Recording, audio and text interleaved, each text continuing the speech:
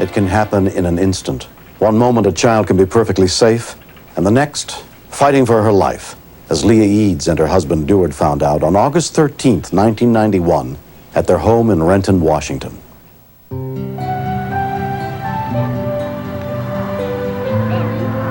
It was late in the afternoon. I was babysitting my two grandchildren, Kendra and Jared. My husband was asleep on the lawn chair. Kendra asked me if she could go in and get a graham cracker, and I told her yes, and come right back out. Look at you.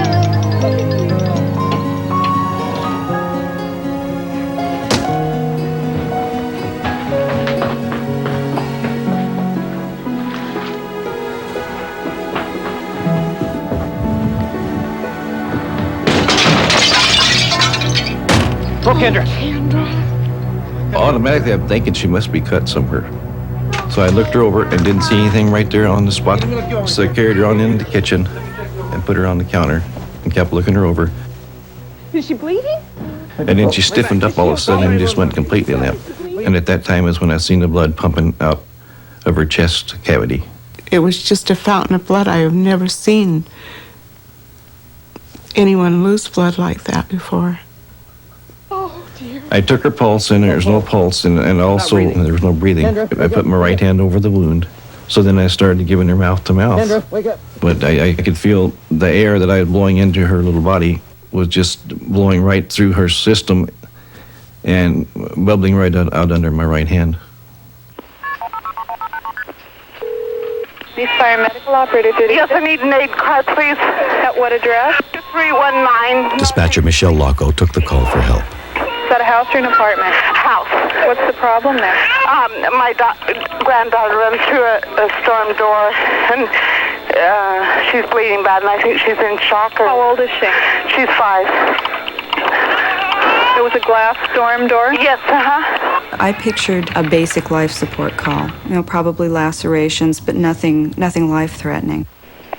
812, an injured child, 2319 Northeast Street. Rescue workers from the Renton Fire Department were dispatched to the scene. Where is she bleeding from? Down by her heart. Where? It's in her chest. Tell me how deep the cut is. I don't know. It's spurting out. I immediately realized it was a very serious situation. A child can't sustain the kind of blood loss that an adult can for the simple reason they don't have that much blood in their body. Is that her crying? No, that's a baby. Okay. Is she conscious? She's incoherent. What do you mean incoherent? She isn't talking or anything. Please, just hurry him. Ma'am, they're already being dispatched, okay? My job is to talk to you and find out more information. Okay, I really don't know. I don't know. Ma'am, you have to calm down in order to help your grandchild. I know. Tell me what incoherent means. Is she awake? No, she isn't. Is she able to breathe? My husband is breathing into her. She's not breathing? Yes, they are. Is she breathing? I don't know. Can you check? Put the phone down and check. Is she breathing, Deward? No, she isn't. Information about the seriousness of the little girl's condition was immediately passed on to the rescuers. 5-year-old that went through a storm door appears to have severe chest lacerations. The child is now unconscious. A King County Advanced Life Support Unit was also sent to help, but it was 10 miles away. Is she still bleeding? Yes. Mm-hmm. Is the blood bubbling out of her chest? It was spurting out. My husband has his hand over it, so...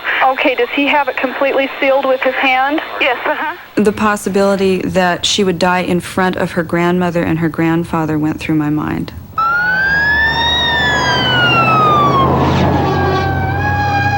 Okay, why don't you get him a piece of saran wrap or something plastic that he can put over that injury, okay? All right. You put the phone down, do that, and come back. All right, I will. Putting plastic wrap on the chest wound would have sealed the injury until the aid crew arrived, and it would have prevented the air from moving in and out of the body and prevented a collapsed lung. Saran wrap over the breathing.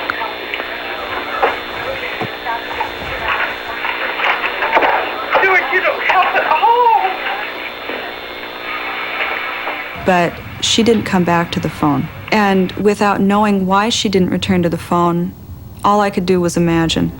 Maybe she was already dead.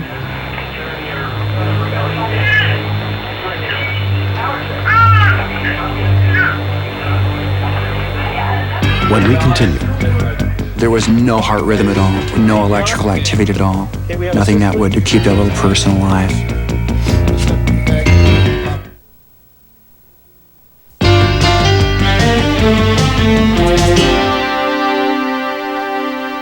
when Kendra Eads' heart stopped beating after breaking a glass storm door, Deward Eads and his wife Leah did all they could to try and save her.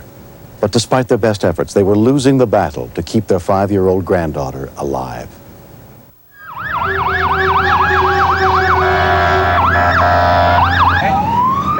EMT Mark Brem got to the scene within 4 minutes.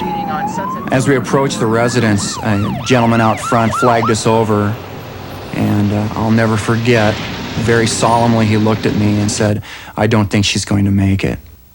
Read on back. I checked her immediately for vitals to see if she had a pulse or any respiration. She had none. Let's get her down to the floor. I lowered her to the floor where we had room to work on her. You got that blanket there, ma'am? I asked my partner to start breathing for her with a bag valve mask. Get ready to bag, Tom. We got CPR. 812, all incoming units. We've got child CPR going. Okay, but we're going to be late in traffic here. Paramedic Mel McClure and his partner were still more than 5 miles away. It was tremendously frustrating to be fighting the traffic, knowing they were doing CPR on this little girl. The thing that goes through my mind then is it possible for us to make it there in time? The members from our engine company entered the house and hooked her up to 100% oxygen and to our heart monitor. Stop CPR? But there was no heart rhythm at all, no electrical activity at all, nothing that would keep that little person alive. 1, 2, 3. Okay. 1, 2, 3. Good. I wanted to trade places with her. I just didn't want this perfect little girl to have to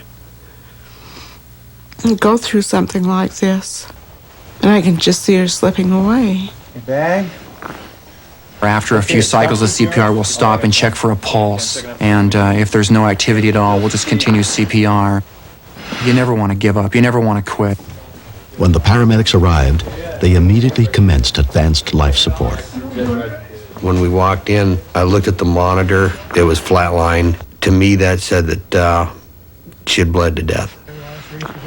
We took the attitude that we were going to resuscitate this little girl. We wanted to be very aggressive and bring her back. The first problem was how to replenish the massive blood loss. It was more than just dripping fluids. We were squeezing the bags to force it in as rapidly as we could. Okay. Everybody quiet so Tom can listen to breath sounds. Full chest compression. The chances of surviving from traumatic cardiac arrest is pretty grim. It's very hard to work on a dead 5-year-old girl. Very hard. Everyone's emotional pitch is tuned up to a higher degree. Everybody wants to save this little girl. And all the time there's a voice in the back of your head saying, go, go, go. After more than 10 minutes, they finally got a sign of life. Gentlemen, I got a pulse. All right, 5-year-old Kendra was then taken to a landing zone set up at a nearby school, where a helicopter was waiting to transport her to a trauma center 20 miles away. When we loaded her into the helicopter, we all felt just a real sense of accomplishment. And I took a report over to the truck and happened to overhear the radio transmission to the hospital. And I heard a clipboard slam against the ground. And I turned around to look at Mel, and he said he just heard over the radio that they started CPR in the helicopter. And I walked away from the truck and looked at the guys and just said, we lost her. We'd gotten that far, and she died anyway. The flight nurses managed to restart her heart one more time. The little girl was admitted to Harborview Medical Center under the care of trauma surgeon Timothy Pullman. She was in critical condition. In a situation like this, death can occur very quickly. It's imperative to get them quickly to the operating room. We need a prep from here to here. Where is she? Kendra's parents, Kathy and Alan Eads, rushed to the hospital as soon as they heard what had happened. It's just a horrible feeling of just sitting there waiting. You feel very numb, just waiting for word of how she's doing. I just kept thinking, my Kendra, my little baby. Okay, let's go.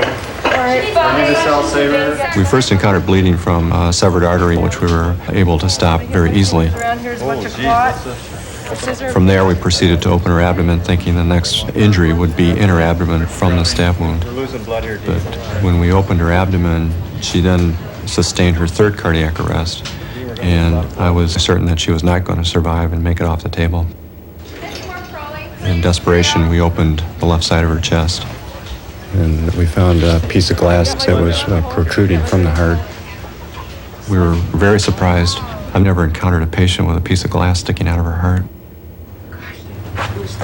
Hi. Hi, I'm Dr. Pullman. I operated on Kendra. I told Kendra's mother and father that I didn't think there was better than a 25% chance that she would survive, and that if she did survive, Kendra would probably have brain damage from the period when her heart had stopped pumping blood to her brain.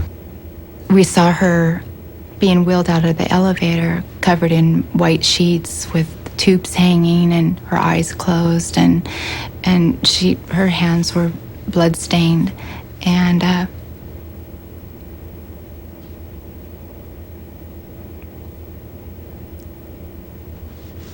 it was an awful thing to see.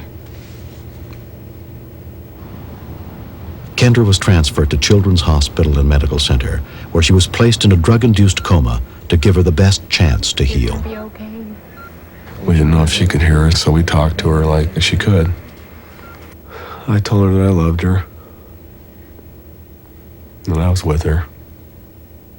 We were at her bedside all the time, from 6:30 in the morning till 10 at night, and in the evenings we slept in a motorhome out in the parking lot.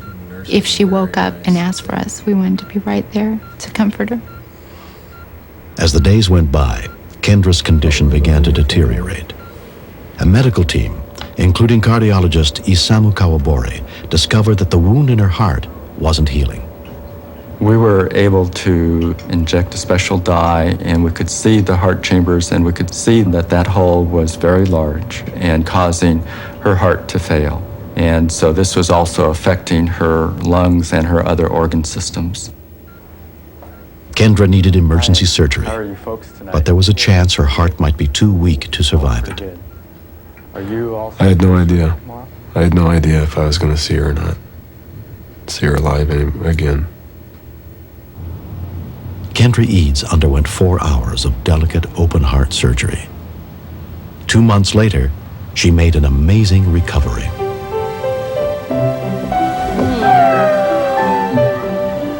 Kendra has no restrictions on her play. She can do everything that all the other kids can do. There are a lot of people involved in how well she's doing now. There's hardly any words to express how grateful we are to them for bringing back our daughter.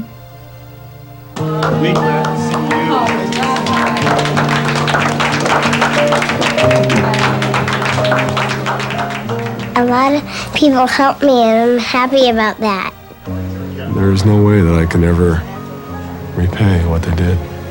I am very thankful. They gave me my little girl back.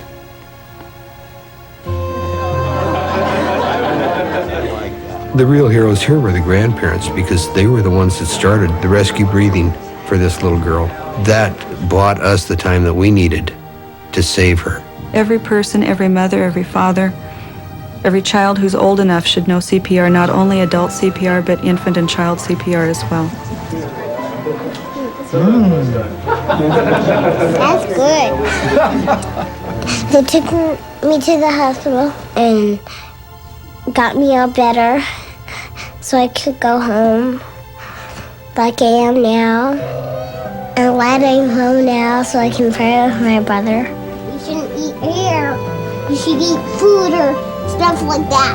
When I see her playing, I just want to sit and soak it in and realize what a miracle she is. I just love her with all my heart.